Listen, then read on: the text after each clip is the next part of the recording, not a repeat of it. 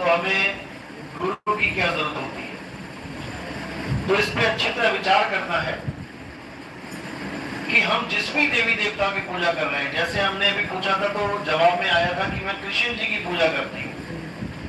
तो कृष्ण जी की पूजा करने वाले जितने भी भगत हैं वो सुने, गौर से सुने कि उनको गुरु की क्यों जरूरत है।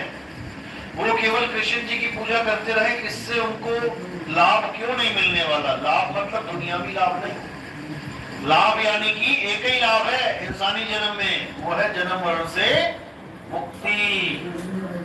बस एक ही लाभ है। तो आपने कहानी सुनी होगी कृष्ण जी के साथ सुदामा जी की। जब सुदामा जी और कृष्ण जी जंगल में जाते थे लकड़ी काटने, तो कृष्ण जी और सुदामा जी की दोस्ती बहुत बहुत ज्यादा गहरी दोस्ती थी। तो सुदामा जी जब लकड़ी काटने जाते थे ऊपर, तो टक टक की जब आवाज आती थी तो कृष्ण जी नीचे से समझ जाते थे कि क्या चल रहा है, और सुदामा को कहते थे कि भाई सुदामा ये क्या हो रहा है, ये टक टक की आवाज कैसी आ रही है। तो वो कहते थे मैं लकड़ी तोड़ रहा हूं, जबकि वो छोले चने वो दांतों से तोड़ तोड़ के खा रहे थे, जो गुरु उन्हें देते थे खाने के लिए, वो कृष्ण जी के हिस्से के भी खा जाते थे। तो वो दोस्ती कहां पे हुई थी उनकी, कहां मिले थे वो दोनों? गुरुकुल में,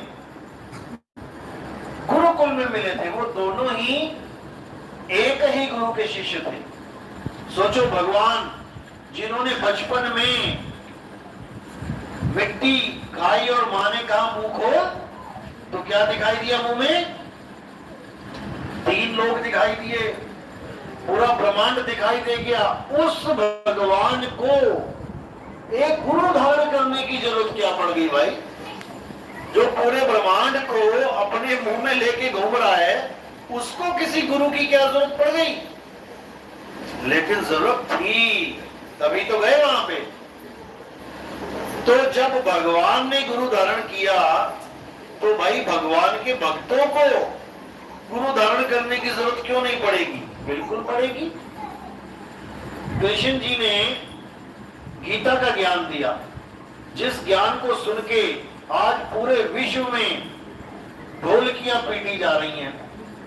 आप देखोगे पहले तो केवल हिंदू ढोलकी पीटते थे, अब अंग्रेज भी पीटने लग गए। हरे कृष्णा हरे रामा का मंत्र पूरे विश्व में गूंज रहा है।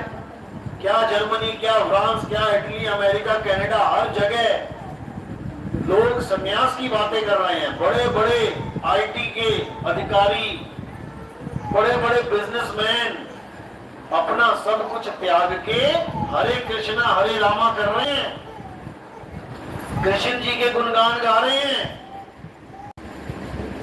क्यों? क्या कारण है इसके पीछे?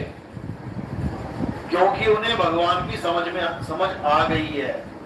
उनको गीता का ज्ञान समझ आ गया है कि भाई जितना मर्जी इकट्ठा कर ले, अंत समय में खाली के खाली जाना पड़ेगा। ये जन्म माल खजाना इकट्ठा करने के लिए नहीं मिला है, ये जन्म मिला है भक्ति करके मुक्ति प्राप्त करने के लिए। मैं ये नहीं कह रहा कि नौकरियां छोड़ दो जैसे वो लोग छोड़ के चले गए। नौकरियां छोड़ने की जरूरत नहीं है। बहुत से लोग YouTube में दिखाते हैं करोड़पति ने संन्यास लिया, IIT अधिकारी ने संन्यास लिया। भाई संन्यास एक आदमी लेता है, करोड़पति और रोडपति संन्यास नहीं लेता है। एक जीव संन्यास लेता है, एक मालिक का प्यारा संन्यास लेता है। वो करता भले कुछ भी हो। करोड़पति ने संन्यास ले लिया तो उसको बड़ा हाईलाइट कर दिया, और जब एक रिक्शे वाला संन्यास ले ले उसको कोई ना पूछता। एक गरीब आदमी संन्यास ले ले, उसको कोई ना पूछे, उसका YouTube चैनल ना बनाए, उसको हाईलाइट ना करे। ये भी भेदभाव दिखाते हैं लोग। लोग YouTube पे आने के लिए सन्यासी बने पड़े हैं। कहीं तो बिजनेस छोड़ के संन्यास लूंगा और 5 करोड़ व्यूज आ जाएंगे, मुझे दुनिया जान जाएगी। ये भी एक अहंकार है। ऐसा संन्यास लो कि किसी को पता ही ना लगे गए कहां तुम। तब तो समझ में आता है कि भाई संन्यास लिया, नहीं तो ये सब देखा हुआ है। तो भगवान का जो जीव है उसको जब समझ में आ जाती है कि मेरे जीवन का लक्ष्य क्या है, वो खुद ही सन्यासी हो जाता है। इसका मतलब ये नहीं कि वो कपड़े पहने सन्यासी वाले, वो घर में ही सन्यासी हो जाता है। हमारे कितने भगत कहते हैं महाराज जी जब से आपके सत्संग सुने हैं कुछ अच्छा ही नहीं लग रहा, मियाँ बीवी बाल बच्चे नौकरी चाकरी कर तो रहा हूं लेकिन इसमें कुछ मजा नहीं आ रहा है। ऐसा जादू हो गया सत्संग का कि कुछ अच्छा ही नहीं लग रहा। घरवाली कहती है तेरे ऊपर कुछ कर दिया, मुझे पता नहीं किस किस के पास झाड़ू मरवा के ले आई। वो झाड़ू मारते ना भूत प्रेत वाले, दारूबाज ने दारू पीना छोड़ दिया, बीवी कह रही है इस पे जरूर किसी ने कुछ कर दिया, ये तो बिना दारू के रह नहीं पाता था, जरूर इसके पीछे कोई प्रेत छोड़ दिया किसी ने। वो भी उसका इलाज ढूंढ रही है कि मुझे पहले वाला पति चाहिए, क्योंकि अब वो पत्नी में भी इंटरेस्ट नहीं दिखा रहा। दारू छोटी छोटी, पहले कम से कम दारू पी के पत्नी में तो इंटरेस्ट था, अब पत्नी में भी इंटरेस्ट नहीं रहा। इसको कहते हैं सन्यासी।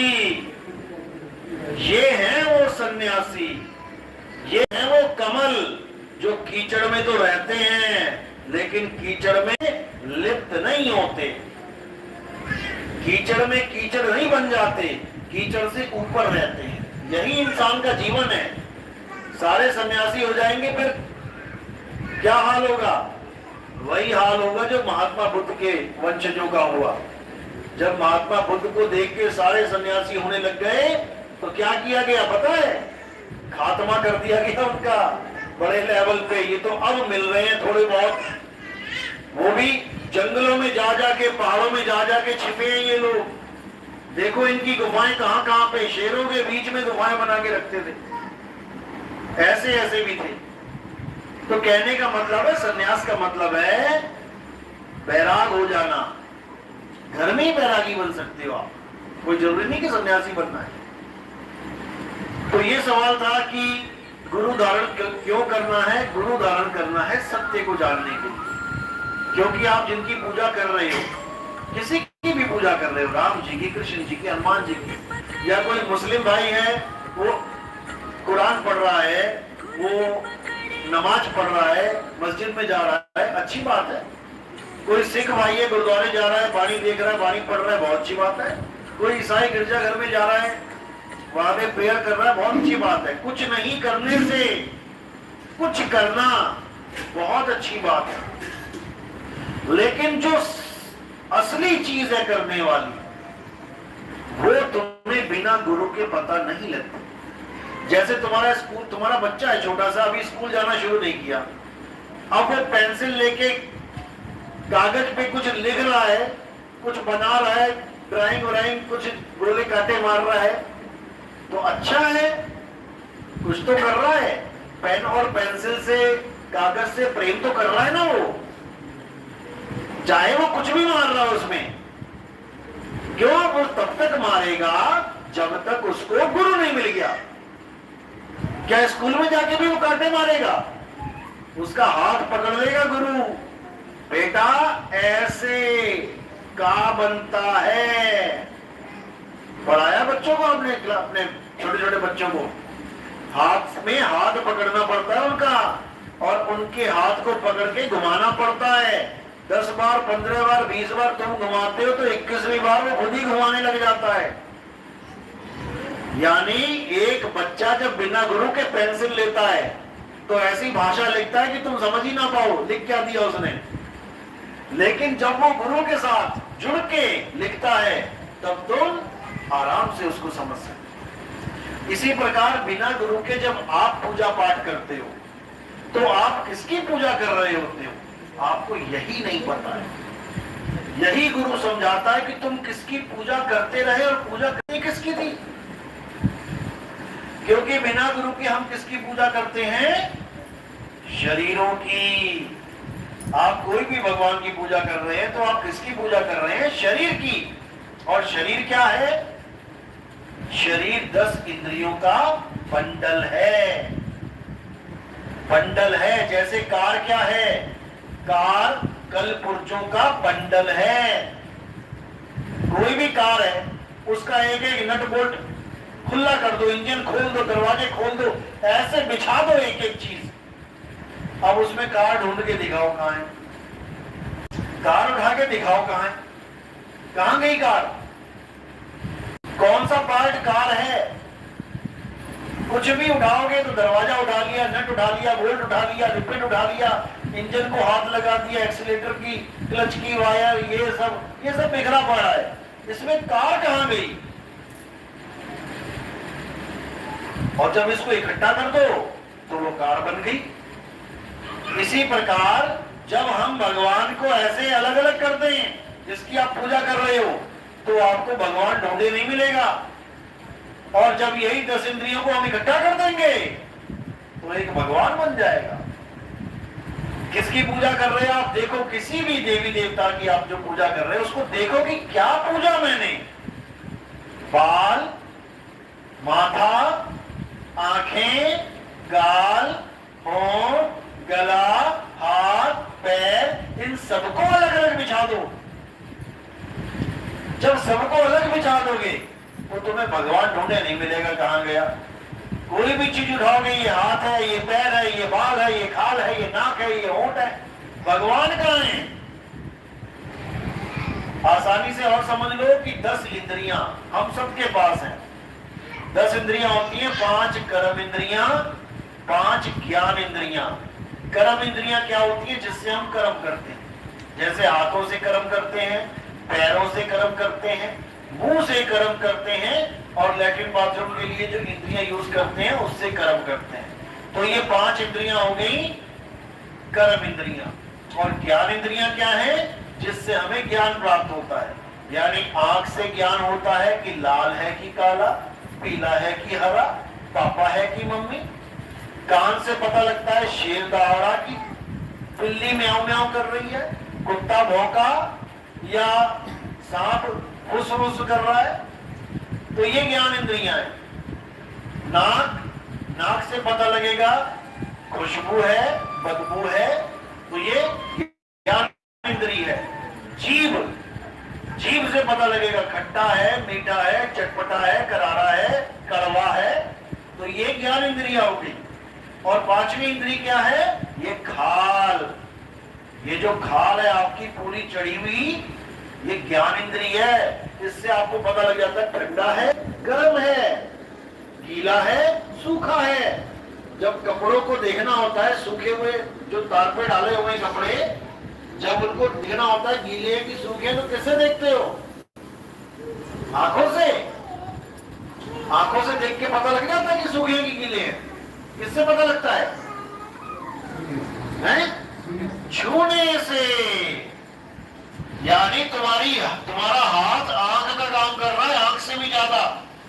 जो आंख नहीं समझ पा रही है गीला है सूखा है, वो केवल छूने से पता लग जा रहा है तुम्हें। तो ये चमड़ी क्या है, ज्ञान इंद्री।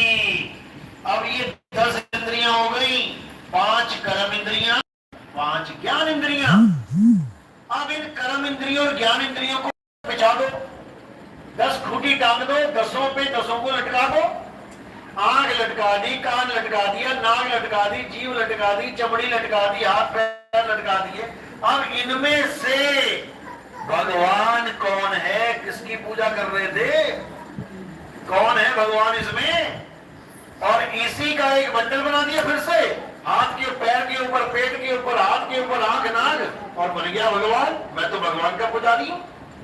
तुम भगवान के पुजारी नहीं, तुम इंद्रियों के पुजारी हो। तुम इंद्रियों के पुजारी हो। और भगवान कहते हैं मैं इंद्रिय तीत हूं। इंद्रिय तीत मतलब होता है इंद्रियों से परे हूं। हे अर्जुन, तू और मैं ये शरीर नहीं है। शरीरों के मारे जाने पर भी आत्मा नहीं मरती। तू और मैं आत्मा है। शरीर तो आत्माओं के कपड़े हैं। शरीर का नाश हो जाता है, आत्मा का कभी नाश नहीं होता। तेरे और मेरे कई जन्म हो चुके हैं इस रूप में, शरीर के रूप में, लेकिन मैं अजन्मा हूं, मेरा कभी जन्म नहीं होता। दो रूप बताए, पहला रूप शरीर का रूप जिसके जन्म और मरण होते हैं, और दूसरा रूप आत्म स्वरूप जो शरीरों के जन्म और मरण होते हैं वो सबके होते हैं, सब शरीर रूप में हैं। आप भी हैं, हम भी हैं, भगवान लोग भी हैं, सबके शरीर आ रहे हैं, जा रहे हैं, आ रहे हैं, जा रहे हैं, और सबका ही एक और स्वरूप है जो आत्म स्वरूप है। वो आता जाता नहीं है। आप भी नहीं मरते, मैं भी नहीं मरता, कोई भगवान भी नहीं मरता।